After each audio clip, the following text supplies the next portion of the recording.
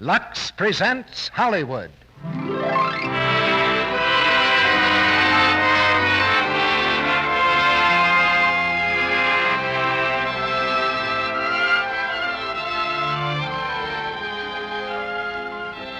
The Lux Radio Theatre brings you Kay Francis, George Brent, Gene Parker, and Jim Amici in The Rains Came. Ladies and gentlemen, your producer, Mr. Cecil B. DeMille.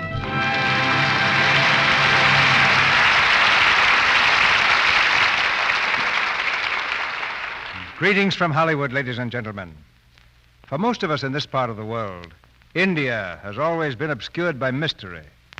We think of it as a faraway land of mystic cults and strange customs, of grave turbaned men and veiled women, of elephants and shiny teak and beautiful exotic temples. All this is India, land of eternal fascination. Louis Bromfield has tellingly captured this enchantment in his novel, The Rains Came, a love story of great dramatic intensity. The book has already made a hit picture for 20th Century Fox, and tonight we bring you our radio production of this vital story.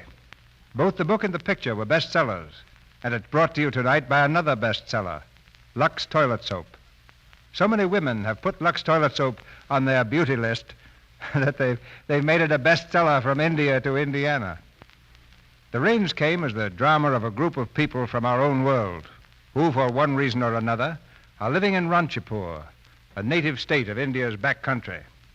The central character is Tom Ransome, a talented painter who's found in India life is too lazy for his own good. It takes an earthquake and a flood to reveal the vein of iron beneath his boredom. To bring you the star who played this role in the picture, we had to reach almost halfway to India because George Brent was enjoying himself in the middle of the Pacific Ocean in Honolulu. When we talked to him by radio telephone, we couldn't actually hear the surf at Waikiki, but we had to compete with it to get George on the next steamer for the mainland. Casting the part of Lady Esketh gave us a chance to answer all your requests for the return to this stage of Kay Francis. She's here tonight as the woman who redeemed herself by fighting the terror that came to Ranchipur. And there are two other people who are important to this story. Fern, the young American girl, who will be played for us by Gene Parker, and Major Safti, a young native surgeon, played tonight by Jim Amici. Now all the enchantment of the East lies before us as we raise the curtain on Act One of The Rains Came, starring Kay Francis as Lady Esketh, George Brent as Tom Ransome, Jim Amici as Major Safti, and Gene Parker as Fern.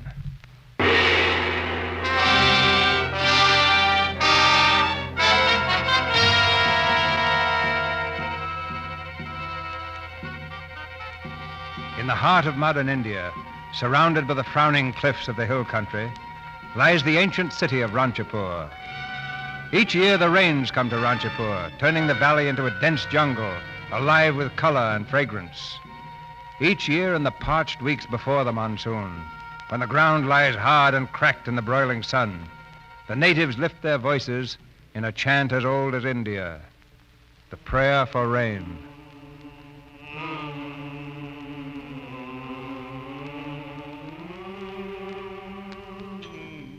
On the veranda of Tom Ransome's house, the bamboo screen is drawn against the morning heat. Ransome, a rather dissipated young Englishman, is entertaining a native friend, Major Rama Safti. They've been silent for some time as they listen to the eerie strain of native music coming from somewhere inside the house. You know, Major, that's one of the mysteries of India I'll never be able to figure out. What? The stringless quartet, as played by the houseboys. Do they really enjoy it? Do you enjoy it, Major? I'm Indian. These are the songs of my land. Brandy and soda. Thanks, but I'd better not. I may have to operate this afternoon, and there's to be a conference with the Maharaja at the palace. In this heat, Major, your energy appalls me. It's not really hot. Only 109 in the shade. Yes, I've been trying to drown that thought in a brandy and soda. Don't remind me. Tom, aren't you ever going to finish it? Finish what? That painting over there. Oh, is there any hurry? I thought you came to India to paint. You haven't done a stroke on that canvas since the last time I was here. Stop. You're making me perspire. When do you suppose this heat will let up? If the rains would only come. They're long overdue. Yes, they were praying at the temple as I drove by this morning. I had half a mind to join them. In prayer? I didn't know you had faith in anything, Tom. Now, that's where you're wrong. I have faith in a lot of things. For instance, well, look down there in the square. You see her? Queen Victoria. That old statue? Ah, to you she's only a statue, but to me she's an old friend. A living reminder of the fine, brave days before the world went to seed. There she stands in her cast-iron petticoats, unconcerned with wars and appeasement, serene as ever. Bless her soul. The world's not as bad as you think, Tom. No, just committing suicide as fast as it knows how. I can't agree with you. Here in Ranchipur, we're trying to make it a little better. The whole world? Our world, Oh. India in general, Ranchipur in particular. I rather like the old place just as it is. Yes, but you see it as an artist. I see it as an Indian and a doctor. My people are crying for help after centuries of disease, poverty, and superstition. They must change. Well, change anything you want and more power to you. Only don't try to change me. Sorry, Tom. Sahib, Ransome. Sahib, Yes? carriage, come through gate, Sahib. Well, confound it, who is it? Two, lady. Two, Sahib.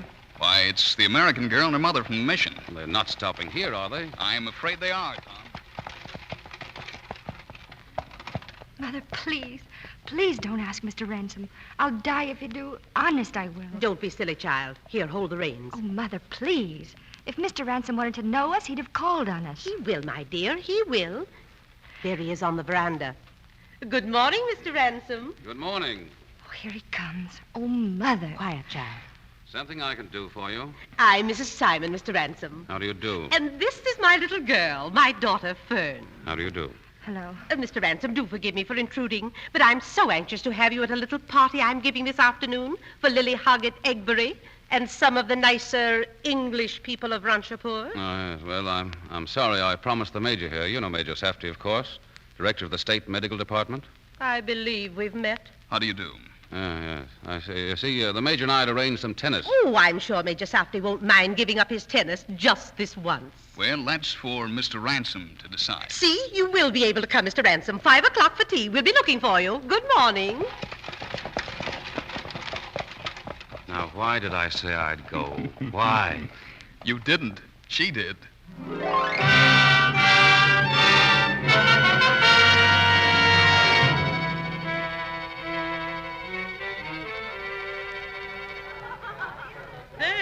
Fern, where are you? I'm coming. Fern, Mr. Ransome is here. Put some powder on your nose. Oh, it keeps melting off. Mother, if you think he'd marry me, you're on the wrong track. How dare you insinuate that I'd stoop to anything so All right. Let's not argue. Okay, doke, I'm ready. Okie doke. I don't know why you persist in using that American slang. Oh, Mr. Ransome. Well, yes? Mr. Ransome, you weren't leaving, were you? Oh, no, I was just... Mustn't run away so soon. I've so wanted for you and Fern to get well acquainted. Oh, may I get you a drink, Mr. Ransome? A drink? Oh, well, you're very kind. Wait right here. I'll send one of the boys.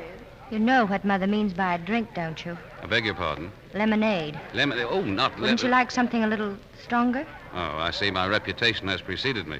Well, Father keeps a little whiskey, in case of snake bites and things. Well, the snakes have been rather trying this afternoon. I'll get some for you. Come inside. Here. But you mustn't tell. I'll say it was a cobra. Thank you.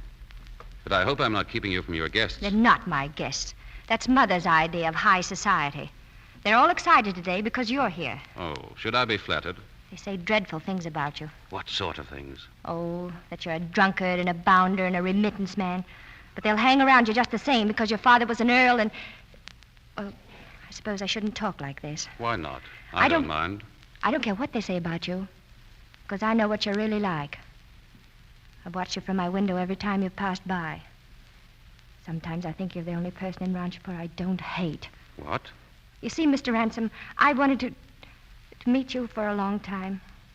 But not this way. Not with Mother throwing me at your head. Oh, my dear child, really. I'm not a child. I'm more than 18. I'm a woman. And I need your help. I'm in trouble. Trouble? Yes, Oh, it's so hard to tell you. Oh, it needn't be.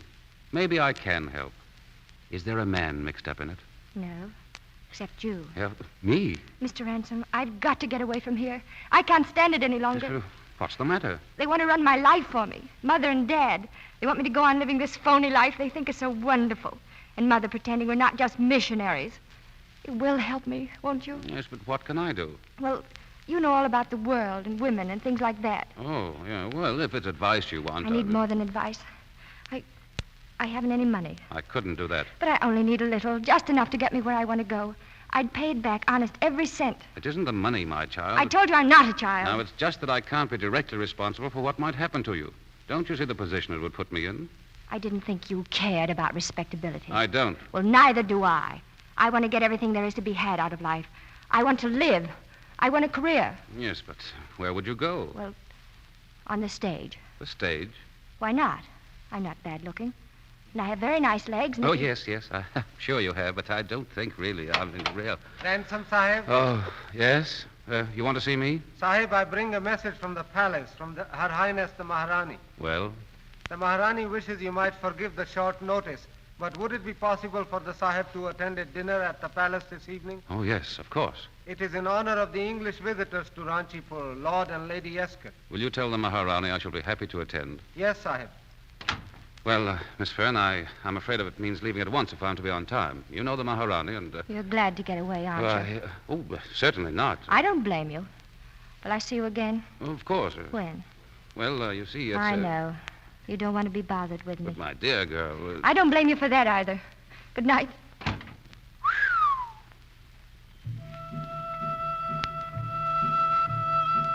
Your Highness, I received your invitation. Good evening, Ransom. I'm glad you could come. To see you again is one of the few thrills left in life, Your Highness. You say that as if you meant it. I do mean it, Your Highness. Good evening, Tom. Good evening, Your Highness. My wife has been looking forward to your visit all day. Do you know why, Ransom? You are the only poker player in Ranchipur who knows enough not to draw to an inside straight. Thank you, Your Highness. Well, come along now, and I'll introduce you to our guests of honor. Delighted. They have only just arrived in Ranchipur. You will not like Lord Esketh, but his wife is a good deal younger and very pretty. Oh, Your Highness. Lady Esketh, this is Mr. Ransom. Well, Hello, Edwina. hello, Tom. We heard of a person called Ransome living in Ranchipur. I never dreamed it was you. Oh, how nice that you know each other. Oh, yes, we're old friends. Aren't we, Edwina? Very old friends. But you haven't met my husband, Tom. Albert. Yes? Albert, this is Tom Ransome. You've heard me speak of him. Yes. Ransom, of course. How do you do? How do you do? Your Highness, dinner is served. Ransom, you may take me in. With pleasure, Your Highness. Edwina, Yes, Albert. What's the matter? that fellow Ransom, you never mentioned him to me? Didn't I? I thought I did. Huh. Now that you've met one of your own kind, I suppose you'll be grand for days. Why do you always make a point of criticizing men like Tom Ransome? Because he happens to be a gentleman? If he's a gentleman, why is he living here in India? He's got plenty of money, hasn't he? I don't imagine Tom has ever thought of money, one way or another, in all his life. Oh, huh. One of those radicals.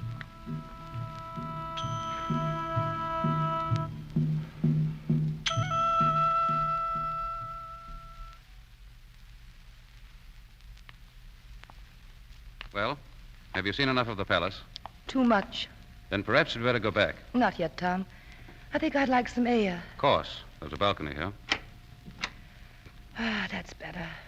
It's beginning to look like rain at last. You haven't told me what you're doing here, Tom. Oh, I came out 7 years ago to paint the Maharaja's portrait. I've been here ever since. Not a very exciting life, is it? No? Is yours? Now and then. What brought you all the way up here to Ranchipur? The Maharaja's horses. Albert's very fond of horses.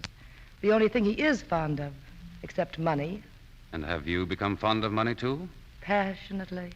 It used to be just excitement. You can't live on excitement alone. We found that out, didn't we? I didn't mind. There was a time, mind you, when I thought seriously of marrying you. Well, how touching of you, Tom. I never suspected. We've come a long way since then. A long way apart. What do you mean? You'd know if you lived here for a while. Here in Ranchipur, the important things in life are the elemental things, such as crops, starvation, and the weather. In Europe, when someone says it looks like rain, in all probability is trying to make polite conversation. But here, where people die as easily as they're born, he's speaking in terms of life and death. You'll know what I mean if the rains come while you're still here. Listen to the natives now. They're praying for it. You hear? Oh, I hope I'm not keeping you up. You've changed, Tom. You didn't used to be such a windbag. You haven't changed, Edwina.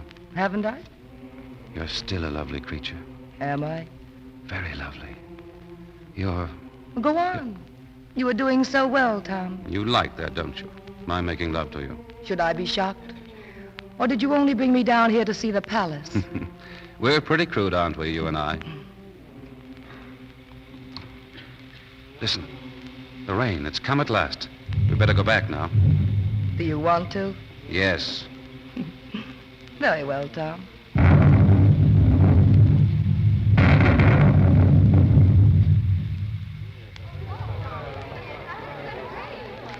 The guests seem to have increased. I don't suppose they'll notice we've even been gone. Good evening, Tom. Good evening, Major.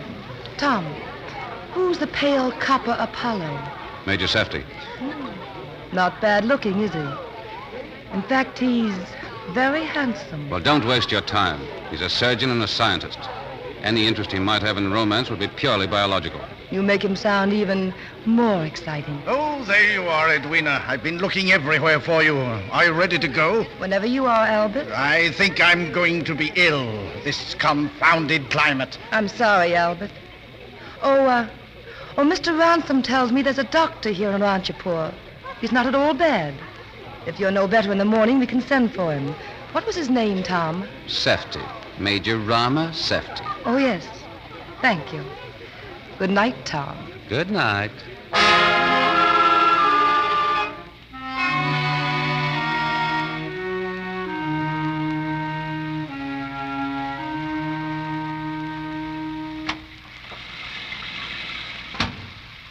Hello. What? Who's there? It's me, Fern Simon. What do you... What? I've been waiting here for you. Your boy said he didn't know when you'd be coming in, Yes, so what do you want? What are you doing here? I've run away from home. I'm never going back. You can't do that. Why not? Well, because I told you. I can't take the responsibility. I know. But since we talked this afternoon, I figured out another way you can help me. Oh, yes? Well, what way? Well, I want you to let me stay here tonight. Have you any idea what you're saying? Of course I have. Don't you see? Then everyone would think... Well, anyway, there'd be such a scandal, I'd have to leave Ranchipur. They'd send me away. And you really want to acquire a tarnished reputation? Yes, I don't care what they say about me. Don't you? Well, that's all very well, but why in the name of the million gods of India did you have to choose me? Shouldn't matter a bit to you. Your reputation is already so tarnished. Please, don't you dare laugh at me. Oh, listen to me, child. You're going straight home. I'm not going home. I'm never going home. Well, you want me to put you out by force? You won't. I'd make a scene, and you're the kind of man who hates scenes. Oh, well, that still doesn't solve anything, does it? Listen, if you'll just let me stay tonight, I'll go in the morning and I'll never see you again. You've got to let me. I can't really be hearing this. Do you realize, my dear young lady, that you've come closer to shocking me than anything that has ever happened to me in my entire life? Now, let's at least try to be sensible about this. Your name's Fern, isn't it? Yes. Mine's Tom. Yes, Tom. You realize that legally you'll be free to do as you please on your 21st birthday. I'll die if I have to wait that long. Oh, can't be as bad as all that. Believe me, I'm not trying to be fatherly. I want to be your friend. Will you shake on it? All right. Good. Now, as your friend, let me give you some rather stuffy advice. Go home now and think it over. You'll find a much better way out. It may be a job, it may be marriage. Anyway, it'll be something. You understand that I'm thinking only of what's best for you. You trust me for that, don't you? I'll do anything you say. And first of all, you're going home now. But I... Now, you promised me. Well, it wouldn't be so bad if I could only see you now and then. Of course. Whenever you want. Thank you, Tom. You see, that's important because, well, I guess I love you.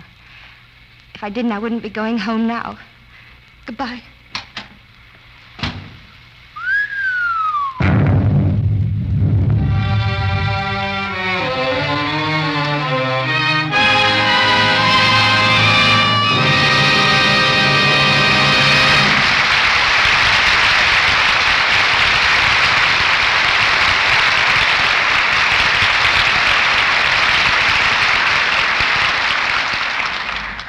In a few moments, our stars, Kay Francis, George Brent, Jim Amici, and Gene Parker, will return in Act Two of The Rains Came.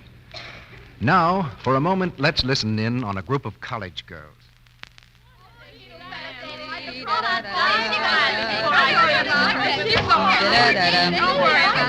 Phew, what a nice, quiet little spot. Just the thing to calm my frayed nerves after flunking history, too. What do you mean, flunk? No prof would ever flunk a girl as good-looking as you are, Jean. Oh, so when a woman's worried to death, it's funny, is it? And I suppose it's equally entertaining that I'm as petless as a prune, and in just 3/4 of an hour, I've got to be leaving here on a date. Jean, you're just not the type to get sympathy. You have too many beaux. And too many dates. And besides, it's your night for first whack at the bathroom. And I can get my bath without waiting in line. Now there is a cheering thought. Better hurry up. Go on, dear, get going. Remember, we've got to wait in line. That's just about right. Oh, boy, does this feel good. I love the way good old Lux soap lathers. Certainly goes to work like magic cleaning you up. And gosh, does this bath pep you up. I can feel all my little troubles floating away. Begins to look like little Jeannie might survive. Just a few minutes more of this bliss before my loving roommates batter down the door. Oh, all right, okay. I'll be out in 2 minutes. Gosh, but I feel like a new woman. Wonderful Lux soap bath, you certainly do the trick.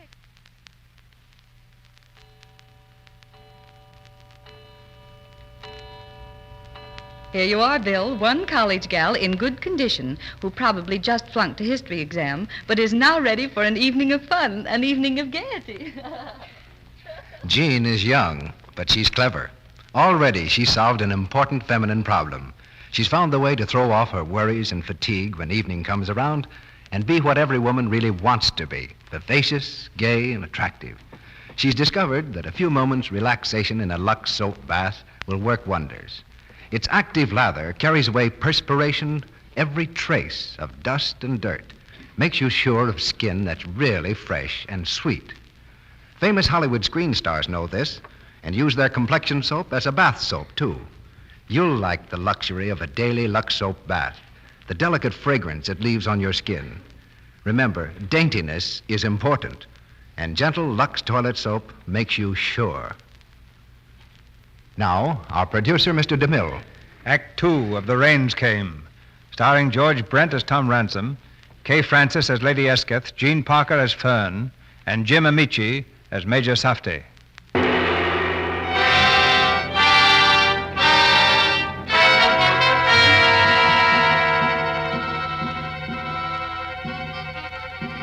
Two days have passed, and the rain still falls on Ranchipur. Edwina Esketh has made good use of these 2 days in becoming acquainted with Major Safti. Now in the Maharani's School of Music, they sit close together, Lady Esketh and the copper-colored doctor of Ranchipur.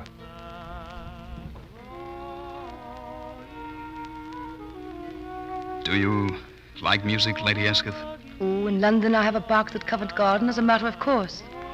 Frankly, I like this sort better. Who's that man, Major? Jamnaz Singh, the Rajput singer. What kind of a song is it? A love song. Oh. Do you know the song? Yes. The words are traditional, but the music is improvised. Free variations. How do the words go? It's in the ancient language, the ceremonial language. I don't know it as well as I should. Try, please. Well, it's a bit florid. Oh, that my lyre were of purest jade, its strings of fine spun gold, that I might sing with merit of your beauty.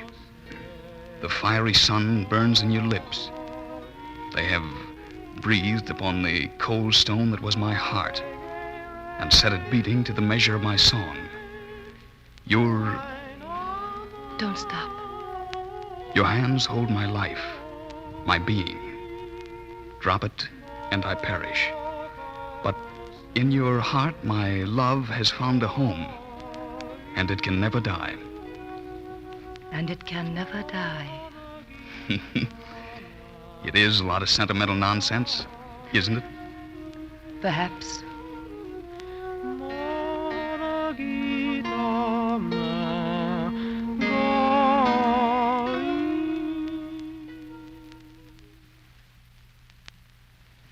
seated, Mr. Ransome. Lady Esketh will be down in just a moment. Thank you. May I offer you a drink, sir? You may. Brandy and soda, and make it strong. Very good, sir. By the way, how's Lord Esketh this evening? Not too well, sir. Major Safti has advised him to remain in bed. Hello, Tom. Good of you to call for me. Am I late? Oh, we've plenty of time. Dinners at the palace always begin at the fashionable 8:30. Your drink, sir. Thank you. That'll be all, Bates. Very good, milady. Well, Tom, I hear you've been having adventures. Oh, you've heard, too. It's all over Ranchipur. The young, what's her name, Simon person, was seen leaving your house at a very ugly hour. I'm a victim of circumstances. If you didn't drink so much, you wouldn't always be getting in trouble. At least my weakness is wine. What do you mean by that? You know what I mean. Major Safti. Listen to who's moralizing. I suppose it comes from playing around missions. I never play around missions. I don't play around hospitals either. Don't be catty, Tom. Well, I do believe that you're jealous. You know perfectly well I'm not jealous. If there ever was anything between us, we both know it's finished now. Dead and gone. Then why do you come here and act in this stupid manner? Because I see something happening I don't like. Stop talking like a copybook. It's not becoming. Well, when are you leaving Ranchipur? We intended to go tomorrow, but with Albert ill... Too ill to travel? No. Then why don't you go? You are a beast, aren't you? Oh, Tom, we've double-crossed almost everyone in the world. Let's not start on each other. Oh, I don't want to interfere, really. But Rama's my friend, and I'm afraid. If you only knew how mistaken you are.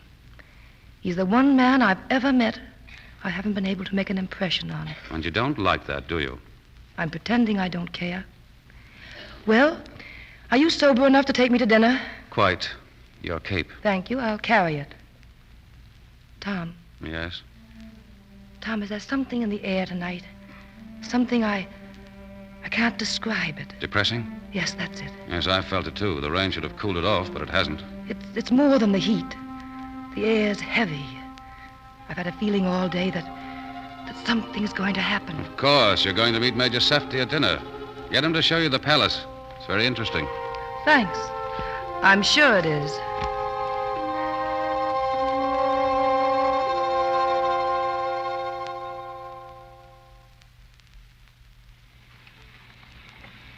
And over there's the hill country and the dam 20 miles away. You can see the dam from this balcony in the daytime. By the way, you ought to go out and visit our waterworks, Lady Esketh. We're proud of them. I shall. Will you take me, Major? Gladly. Major Safti, do you know that all of your friends have been warning me to leave town? Leave town? Why? Why do you think? Because they feel that I'm a bad influence on you. Why, that's nonsense. Isn't it? You're not afraid of me, are you, Major? Why, of course not. You wouldn't feel relieved if I left? No, as a matter of fact, I'd miss you. I've enjoyed your company very much. I was afraid you'd take that attitude. What attitude? Lying to me. But I wasn't. Don't bother to explain, Major. You know perfectly well what I'm thinking, and I know what you're thinking. I've done everything but fall at your feet, and you haven't even blinked. So I think I will leave tomorrow morning. What? I just told you. Yes, it was very sweet of you, Major. But I think I'll go. Not because of what might happen to you, but because of what might happen to me if I stayed. What was that?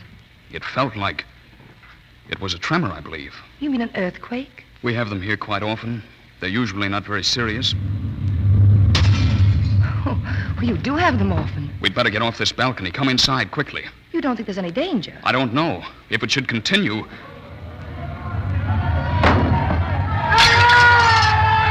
Get out here to the lower floor. The whole wall's going. Hurry!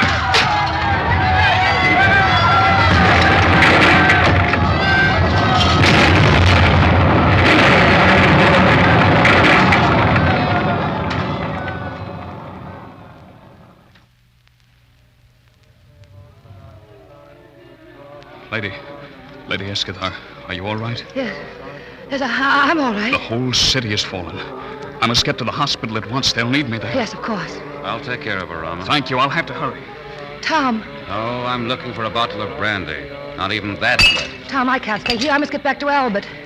No, it's no use. The guest palace is gone. Every stone. Oh. Well, then I suppose Albert is dead. I'm afraid so. Albert is dead. beastly of me, isn't it? I can't feel any emotion. Listen. Another quake? No, it's water. Of course. The dam's gone, too. The dam? It's swept past here 20 feet deep. Well, what are we going to do? We'll have to reach higher ground. There's a house up on the hill. Can we make it in time? Well, it's worth a try. Hold on to my arm. Don't let go. Come on, hurry. Help me, Tom. Help me!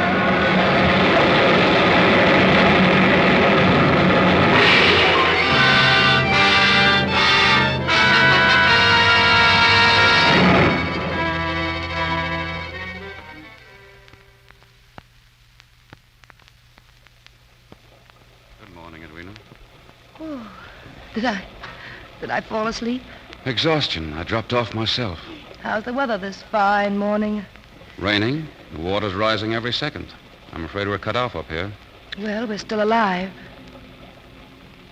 What's that wailing? Natives. That's India for you. They've been praying for the rains all spring, and now they're praying for them to go away. It might be just as well if we joined in. Hello! Look, it's a rowboat. Hello! Is that a girl in it? Why, it's the Simon girl. Not really. Your young light of love coming to snatch you from a watery grave. How sweet, Tom. Mr. Ransome!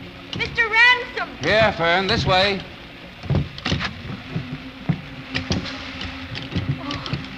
Thank heaven you're safe. Here, give me your hand. What are you doing here? I didn't close my eyes all night. I was afraid you'd be drowned. But how did you know where I was? I went by your house. It's underwater. But your servant was sitting on the roof. He told me you'd been to the palace, and I just went looking. Edwina, this is Miss Simon, Lady Esketh. How do you do? How do you do? We are glad to see you. If you hadn't come, we might have died of starvation. Or boredom. Yeah, well, you better sit down, Fern. You look all in. Well, I thought if you were all right, I'd bring you back to the mission. It's safe there. Well, let's see. Your boat will just about hold two, one to row and one to bail. Do you two think you can manage it? Yes, I think so. No, you can't.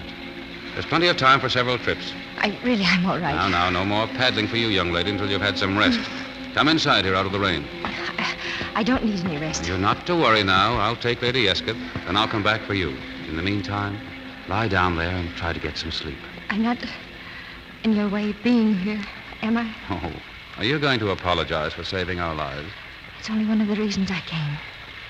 I wanted to tell you you're in no danger. Well, that's reassuring. I mean, for me. I didn't mean to put you on the spot. When my father and mother found out I'd been to your house, they wouldn't believe the truth. So I just let them think I had stayed all night. No, don't worry about that. Mother pretended to be sore. But I don't think she really was sore because, you see, if we got married, she could spend the rest of her life hobnobbing with high society in England. Yes, I've often wondered why you Americans ever bothered to stage that revolution of yours. Anyway, I thought you'd like to know you won't have to marry me. Unless... Unless what? Unless you decide to change your mind. Poor kid.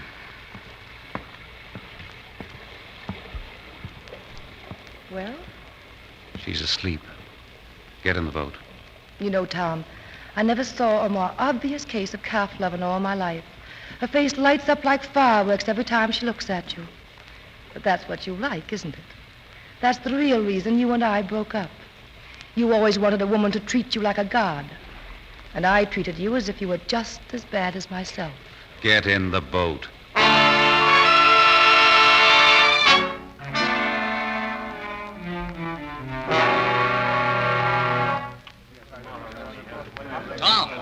Tom Ransome. Hello, Major. I've been worried about you. I'm glad to see you safe. I had a message to report here at the palace. What's up? The Maharaja is dead. The Maharaja? He was crushed in the second quake. He among a few 100,000 others. The earth knows no difference in caste. Her Highness, the Maharani. My good and loyal friends, Ranchipur has been struck a cruel blow. The weakness in our national character has been that we incline to blame catastrophe on the gods and fail in our duty. I don't propose to let that happen here. We must call on all our strength, all our resolution, all our courage, if we are to bring our people to safety. Each of you must do his part. I have chosen you here because I know you will not fail me. The Maharaja is dead. In his name, I proclaim a state of emergency. Rashid, your police will work with the army. Yes, Ma Sahib. Major Safti, have you any news? I have bad news. It's come already, sooner than I expected. Several cases of plague in the sweepers' quarter. Half the water in Ranchipur must be polluted. Do what you can to keep the plague from spreading. Burn down the whole quarter if you must. Yes, Ma Sahib. The rest of you know your duty. Do it. Ransom, I want you to stay. Of course, Your Highness. Ransom, I said I could depend on this little group. I meant you, too. I don't know why, Your Highness. Because you're really one of us. Thank you. I need a personal aide-de-camp, someone I can depend on to carry out my orders, and use his own head if he has to. Do you think that you can do it? If you think I can. I know you can.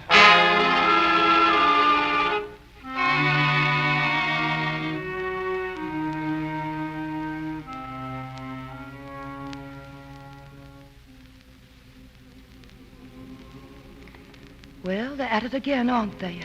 Can you blame them? Their homes are gone, their families, their whole world. And I sit safely here in the American mission, waiting for a plane to get through to take me home. Oh, come on. Play me a hand at casino. I don't know how. Is there anything you do know? Oh, I'm sorry. Don't mind me. It's my foul disposition. I don't mind. I'm too happy to mind anything. Happy? Oh. Tom, I suppose. Last night he came back for me. Not because he wanted to, but because his face was so tired, so kind. I knew then there could never be anybody else. There never will be anybody else. You have got it badly, haven't you? I suppose so. You know what you've picked out for yourself? Yes. Then there's no use warning you. No. Very well. Lady Esketh, what would you do if you were in my place? I wouldn't be in your place. I'd never let any man mean that much to me. Hello? Anybody here? Yes, Mr. Smiley. Who's that? Father's assistant. Oh, hello, Fern. I've got a message for you. From Tom Ransome? Yes, he says they put him to work and he needs an assistant. And he wants me? Well, if you'd like to come. Oh, I'm ready. Give me just a minute. She seems pretty anxious. It must be rather nice to be needed somewhere. Everyone's needed now. It's the worst mess I've ever heard of. They burned half the city. They've got sentries at all the wells and open water ditches. And still the plague is spreading. Every bed in the hospital's filled and not half enough doctors and nurses to go around.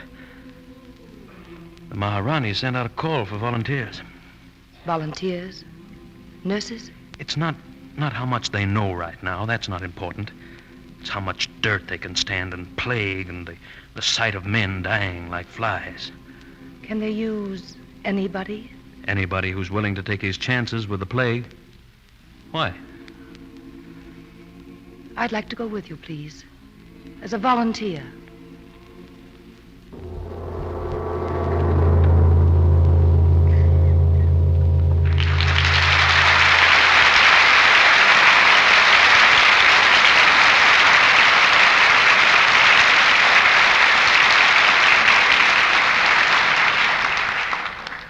In just a moment, Mr. DeMille brings you George Brent, Kay Francis, Gene Parker, and Jim Amici in Act 3 of The Rains Came.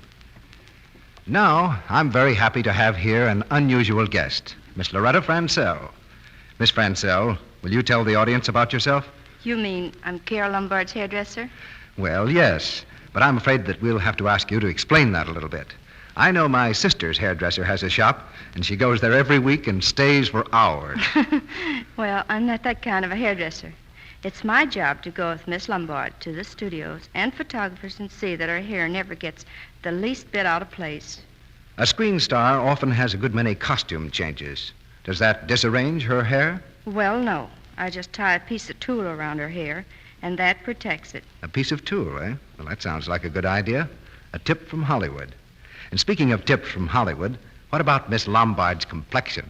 It's a perfectly beautiful complexion, if that's what you mean. But I guess you mean she uses Lux toilet soap. You guessed it. Naturally, I'm interested in anything you can tell us about our product. Well, I can tell you that Miss Lombard is really enthusiastic about active lather facials with Lux soap. She's made them her regular bedtime beauty care. And no matter how tired she is, she never neglects it. Thank you, Miss Francel, for this interesting interview. Now that we've met you, we're going to watch Miss Lombard's hairstyles with more interest than ever. When a famous screen star tells you she likes Lux toilet soap and uses it regularly, you can be sure that means one thing. It means Lux toilet soap really works, really does what a complexion soap should do. Lux toilet soap is gentle and mild, and its active lather gives skin protection it needs for loveliness. Now, I'm going to tell you how Carol Lombard uses Lux toilet soap for an active lather facial. Here are her own words. First, I work up a generous Lux soap lather and smooth it lightly into my skin. Next, I rinse with warm water and then with cool. I dry my face by patting the skin very lightly. I'm always delighted when I see how smooth my skin feels and how fresh it looks. Simple, isn't it? So why not try this care regularly for a while, say 30 days. Let this fine white complexion soap screen stars use help you have really beautiful skin, help you win the admiration that it makes any woman happy to have. Get 3 cakes of Hollywood's favorite soap, Lux toilet soap, tomorrow. We pause now for station identification. This is the Columbia Broadcasting System.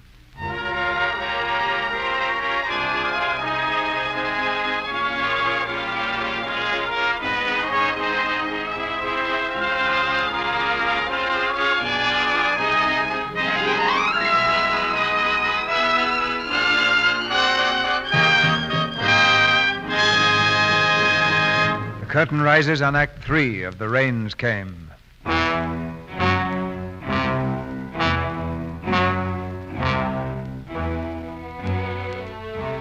In the wake of the flood, while Ranchipur strives to rebuild itself, has come an even greater scourge, cholera, the dread plague of India. The hospital corridors are choked with the dead and dying, and through this labyrinth of disaster move the quiet figures of the volunteer nurses. Among them, Lady Edwina Esketh. With Major Safti, she moves down the long line, bringing hope and cheer to fevered souls. Hakim Sahib. Hakim Sahib. Yes, my friend. Try to sleep. Try to sleep, my friend. Is there anything I can do for him? There's nothing anyone can do. I lay my hand on the heads. That doesn't help except to give them courage. You see, they know I'm high caste. And for centuries, they've been made to step aside so their shadows won't fall on us and pollute us. They look at you so, as if they trusted you. They have no one else to trust. You've done a wonderful thing coming here like this. It isn't easy if you've never done it before. It's funny how quickly one gets used to things. I'm not even ill anymore, as I was 20 times the first day. And yet you stayed. Yes, I stayed. Why? Never mind, you don't have to answer. But remember that you're in constant danger. Don't be afraid to use plenty of disinfectant. We don't want anything to happen to you. You're too valuable. Valuable? I? Is that so strange? Yes. You see, I'm not used to being needed anywhere.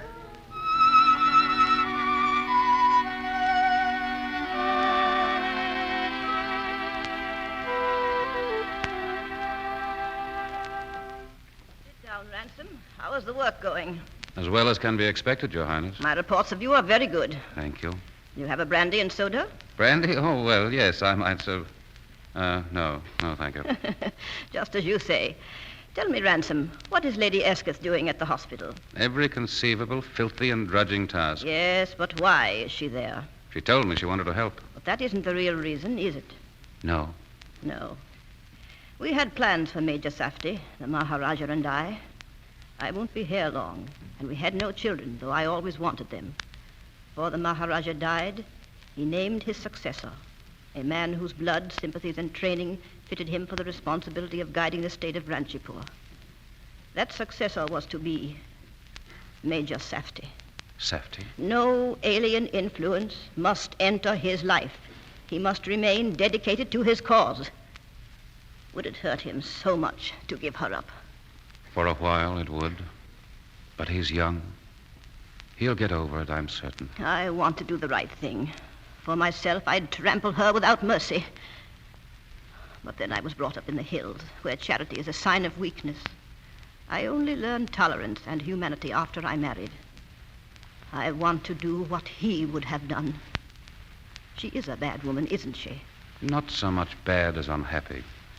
Once, long ago, Edwina took a wrong path. Ever since, she's been too stubborn or too proud to turn back. In many ways, she's like Your Highness. What do you mean by that? That she's outspoken, intelligent, and there's no particular use for other women unless they're over 70. Nevertheless, she must go. Tell her I'm sending her on the plane tomorrow. Away from Ranchipur? Away from Major Safti. Tell her she must be ready. Yes, Your Highness.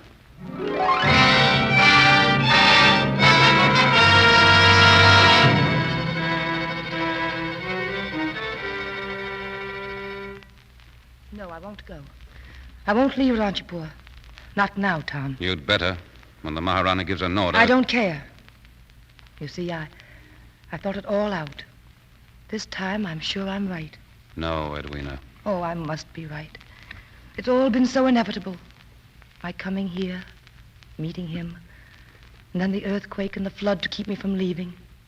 Oh, Tom, believe me, I'm in love.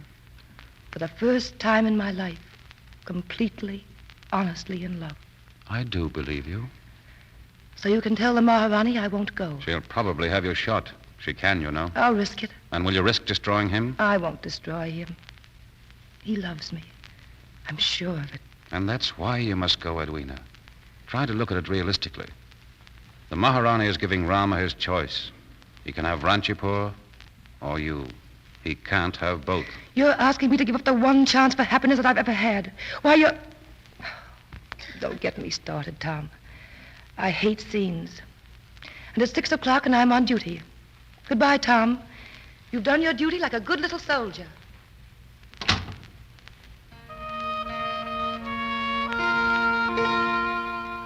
Edwina.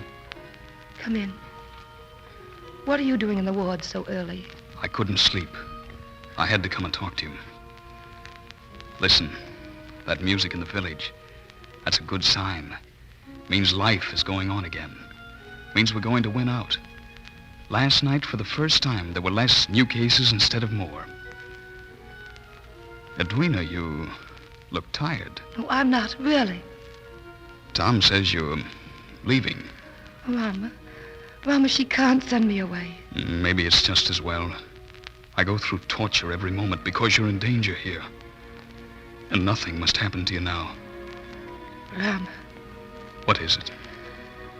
Oh, nothing. It just makes me so happy to hear you say that.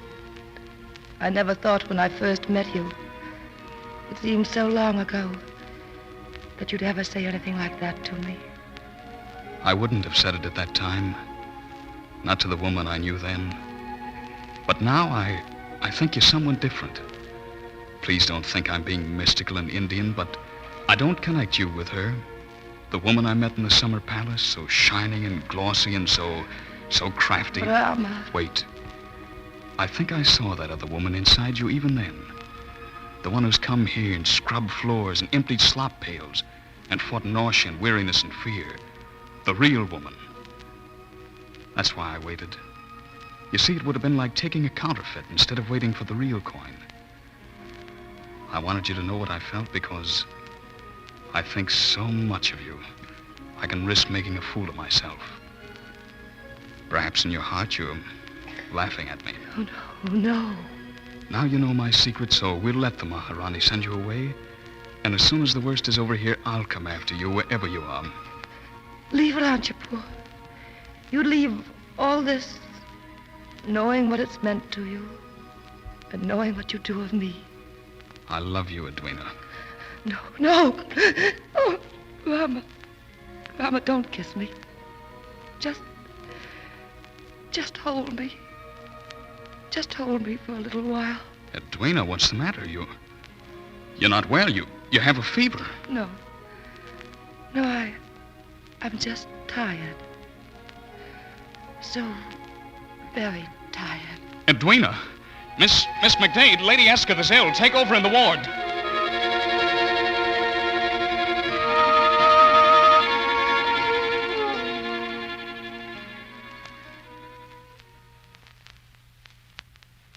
Well, Rama? She's resting. Fern is with her. It's cholera? Yes. What are the chances? I don't know. She won't fight. She has no will to live. I don't know what to do. Steady. I'm supposed to be a doctor. I'm supposed to help people fight for life, and I want her to live. More than I want to live myself. I tried to tell her she must fight, but I couldn't. I couldn't even speak. I'm gone inside. This won't do. You've got to get hold of yourself. It's no use. I can't help it. I'm Indian. I can't be calm and unemotional. I want to tear my clothes. You're a man. You're a doctor. I'm not. I'm nothing. I failed. I can't save her life. Rama, listen to me. If you lose your way now, you'll never find it again. Think of the Maharani and your duty. Of the Maharaj and all he'd planned for you. Think of all the people who worship and respect you. You're a symbol to them. Something clean and courageous that's been born in all the darkness and filth that was India. You are India. The new India. Don't betray all of us who have faith in you. I'm sorry, Tom. I'm all right now. It won't happen again. Thank you. Tom. Yes, Fern? She wants to see you. Steady now, Rama. Be right back. Tom, look, she gave me all her jewels. I can't take them. It's all right. Tom, is that you? Yes? Come here. You're supposed to be resting. You're... Don't look so unhappy. I'm not. Tom, I want you to do something for me. Anything. My will. The bank sent a man this morning to draw it up. Oh, but there's no reason for you to be talking about wills. Don't talk nonsense. But Rama says if you'd only fight, if you don't... What's there to fight about? Has anything changed since the last time we talked? Read it. The last paragraph. And I hereby bequeath 100,000 pounds. To the Ranchipur Hospital to be administered under the trusteeship of Major Rama Safti. You're my executor. I want to be sure they get it. I know Albert's lawyers. They'll try to break the will. Is your title to the estate entirely clear? Yes. I made a good bargain for that marriage. Tom, have you got a ring for Fern? No. Then take this one. Does she like sapphires? Oh, Edwina. There's a condition attached. You'll have to marry her. I can't. You said you'd do anything. But I wouldn't be any good for her. Stop boasting.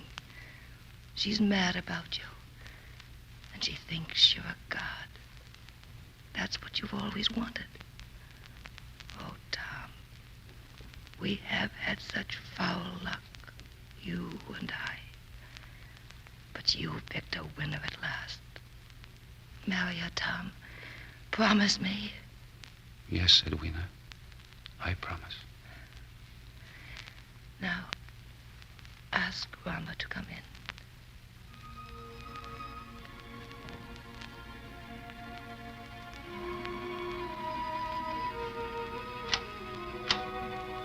Rama. Oh, my darling. Talk to me, Rama.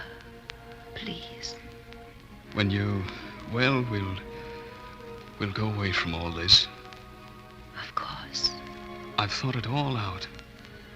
We won't be running away from anything because there won't be anything else in the world but ourselves, and we'll have each other. Yes. We'll have each other. Just you and I. Up to Kashmir and down the Ganges to Bengal, and then perhaps from Calcutta on a little boat through all the islands of the East. The Spice Islands and the Coral Islands, and all the places with names like magic spells. Just you and I. And nothing else will matter, will it? Will it? Edwina! Edwina. Rama. She's dead. Edwina. Poor Edwina. Rama, she told me just a little while ago she wasn't unhappy. Rama, something has come out of the wastes and the tragedy here. A new city started, new lives begun, a new spirit. Edwina felt it, so have I. And when you begin to feel again, so will you.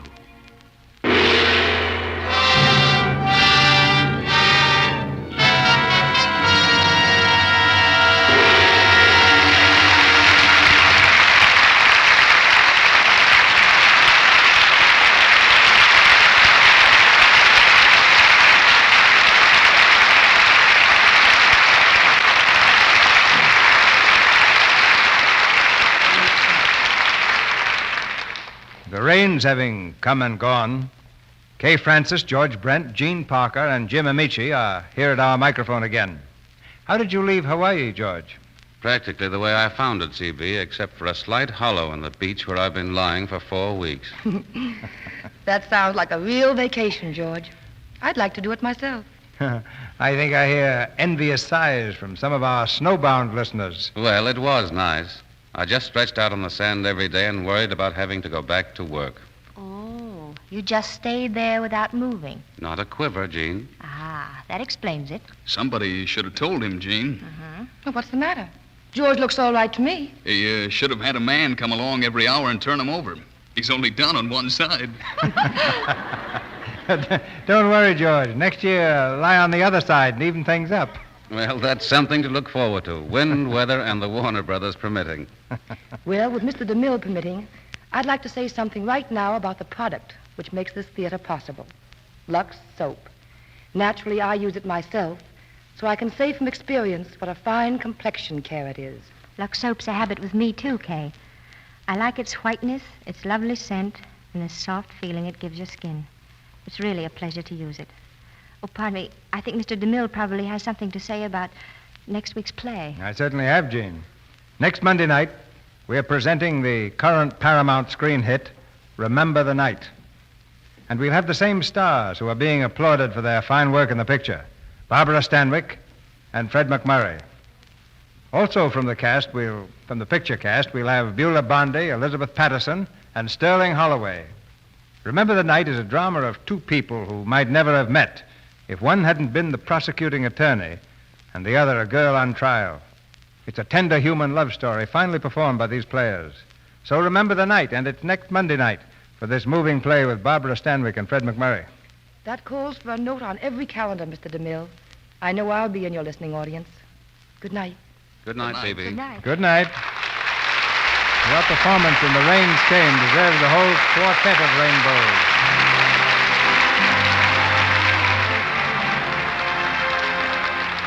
Our sponsors, the makers of Lux Toilet Soap, join me in inviting you to be with us again next Monday night when the Lux Radio Theatre presents Barbara Stanwyck and Fred McMurray in Remember the Night with Beulah Bondi, Elizabeth Patterson, and Sterling Holloway.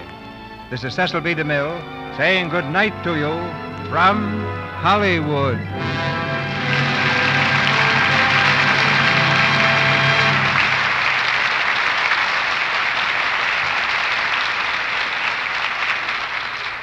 Heard in tonight's play were Martha Wentworth as the Maharani, Verna Felton as Mrs. Simon, Lou Merrill as Smiley, Jack Lewis as Lord Esketh, Lal Chand Mira as Rashid, Wyndham Standing as the Maharaja, and Thomas Mills as Bates. Kay Francis will be seen in the Universal picture, It's a Date, soon to be released. George Brent's forthcoming picture is the Warner Brothers production, Till We Meet Again. He is currently seen in Paramount's Adventure in Diamonds. Gene Parker will soon be seen in RKO's And So Goodbye. Our music was directed by Louis Silvers, and your announcer has been Melville Ruick.